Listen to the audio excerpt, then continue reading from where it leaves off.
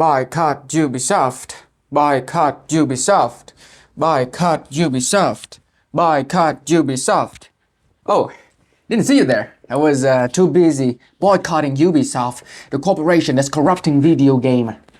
And I think you can do so as well by watching the review of Exanima, Latin for lifeless or devoid of life, which accurately describes your characters in the game and also me. The game is an indie medieval combat, hobo stick fighting, cleaver hacking, knights in shining armor, shield bashing simulator. Developed and published by Bare Metal Entertainment. Initially released in the ancient year of 2015, the game was well received by many but failed to gain a huge following, with players like Discord mods picking out of their basements every time there's a new update. This low popularity is undoubtedly due to the niche that the game is in and the controls, which seems to be the biggest hurdle for new players and people who don't like cock and ball torture. As for the rest of us masochists, though updates are few and far between, the game has thankfully maintained a loyal following, and I'd like to imagine all of that love for the game and blood sacrifices have accumulated into the most recent update, which can be appropriately described as Elite AF. And from my extensive research, that is a quick 5 seconds of turning on Steam and clicking on the button, Exanima seems to be the dev's first ever game, which is extremely exciting and surprising considering the quality on display here. But given that the game has been in early access for a freaking 10 years, the devs are bound to have learned something and improved their games. So, you know, this one game equals 10 Ubisoft games, basically. So this makes me really excited for what they have to offer next. You know, assuming that they finish this game before the apocalypse. So let's take a dive into this masterpiece that is possibly one of the greatest medieval combat games ever made. But before that, I just want to tell you, the moment I knew that I had to review the game, it was when I went to YouTube and I typed in Exanima tutorial for beginner. It was then I realized that it's been such a long time since I enjoyed a real game. You know, instead of those Ubisoft games when you just have a checklist to fill out. In the current version of the game, there's a story mode and an arena mode. And you might be quite happy to hear that the story mode is quite extensive, feature-rich, and fully functioning, similar to my But I gotta say though, the fact that I'm surprised to see a complete story mode when I buy a game is quite telling of early access and the video game industry as a whole. You know, it's been said before, but you guys remember when we didn't have to pay $70 just for the devs to backdoor penetrate us and promise us a new gun camo skin that is in the next DLC, which is $20. And with that said, my oxygen-deprived ass spent close to 100 hours in arena mode, where you are tasked with managing a team of fighters, outfitting them with gear as they level up and gain new abilities. The arena mode here is actually a mode. It has to be said, since my chronically disappointed brain thought this was just a throwaway endless mode, like in any other mediocre game. Which Exanima isn't. And I will fight you if you say otherwise.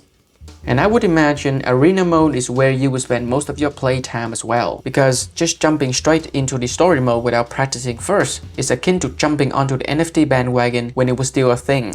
That is to say, stupid.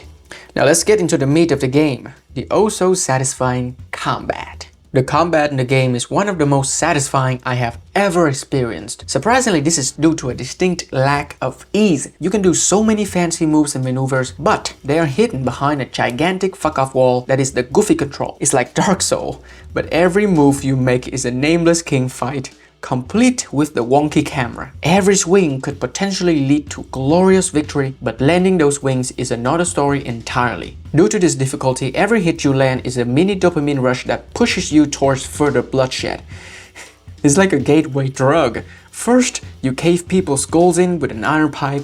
Next thing you know, you're doing judo hip throws, hitting people with false edge attacks, and flipping them like pancakes with a pitchfork. It's glorious, I'm telling you. And the AI is no slouch either. To my knowledge, the difficulty ties directly into the skill system, so low-level AI don't have access to the higher level skills, which makes them inferior. At first, the low-level AI don't have skills like remiss, where you can make attacks consecutively, so baiting out attacks might seem like a sound strategy at first, but as you level up and fight higher-level crackheads, and subsequently they higher methamphetamine quality, you might find yourself having to use your brain in order to actually land a swing. The skill system is divided into 4 categories: close combat, shields, armor, and ranged combat, which hasn't been implemented in the current version of the game yet.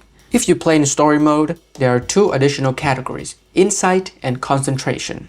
And then you have concentration, which is new to the latest update of the game. This makes you a Jedi with purple force power. You acquire skills as you level up throughout the game, and these aren't just numerical kakapupu, like plus 5% damage or minus 10% chance of you losing your virginity.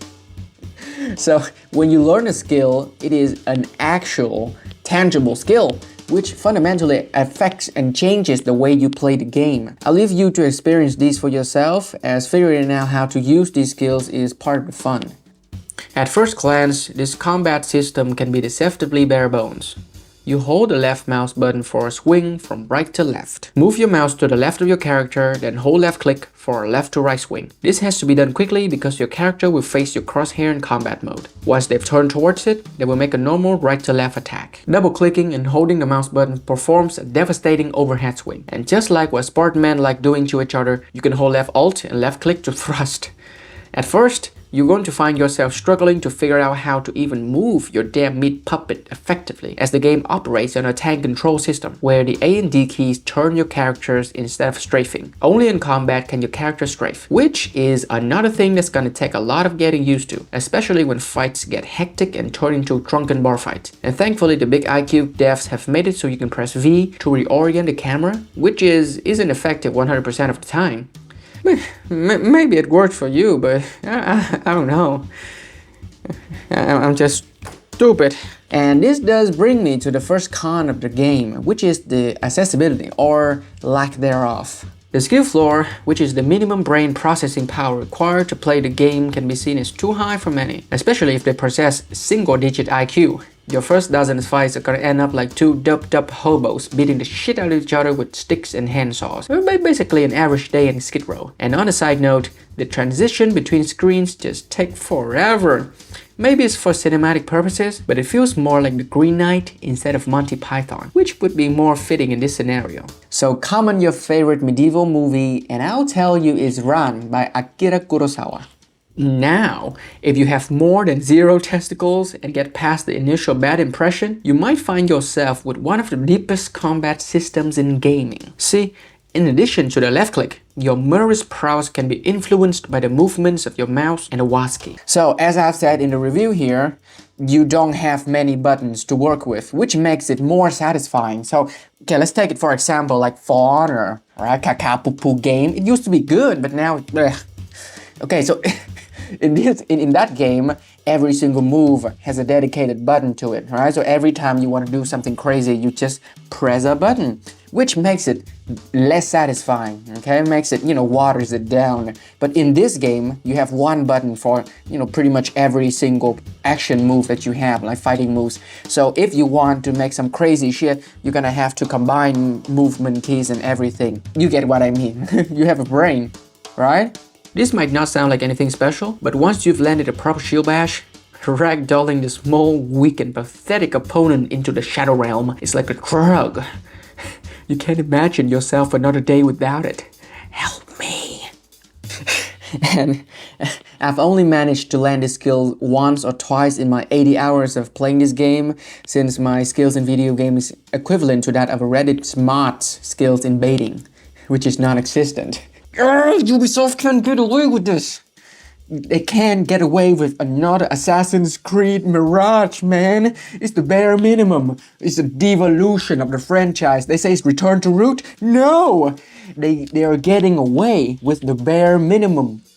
You gotta believe me on that, right? Subscribe, wait for my video on the game. The shield bash is just a surface level move. I've seen people do insane stuff like unarmed takedowns and pull-arm wrestling. Something I've tried so many times but I've always failed to do. And nowadays, with big video game companies turning into literal hell, it is important that we support these indie developers who are actually passionate about playing and making video games. I mean, I'm an atheist, alright? But after the milk incident at Blizzard, I mean, I have to believe that there's a hell somewhere. I mean, like, these motherfuckers, they came straight out of hell. How are you supposed to explain people like Bobby Kotick or Andrew Ryan? On that note, since the game is physics-based, your character's weight and height have great effects on your path to ultimate hobo domination. See, Big Beth over here has long and heavy limbs, and we all know the longer and the heavier your limbs are, the more leverage you have, which generates more force in your swings, allowing for more devastating strikes. Lengthy arms provide you with a range advantage as well. This makes Big Beth a walking meat tank. She's strong, she's gassed out of her melons, and she will brutalize you. Couple this with higher tiers armors and polearm weapons, and Big Beth can wreak more havoc on Europe's homeless population than TikTok does to a Gen Z's brain. I mean, this is motherfucker on TikTok that eats tapeworms for views. What the fuck? We truly are doomed.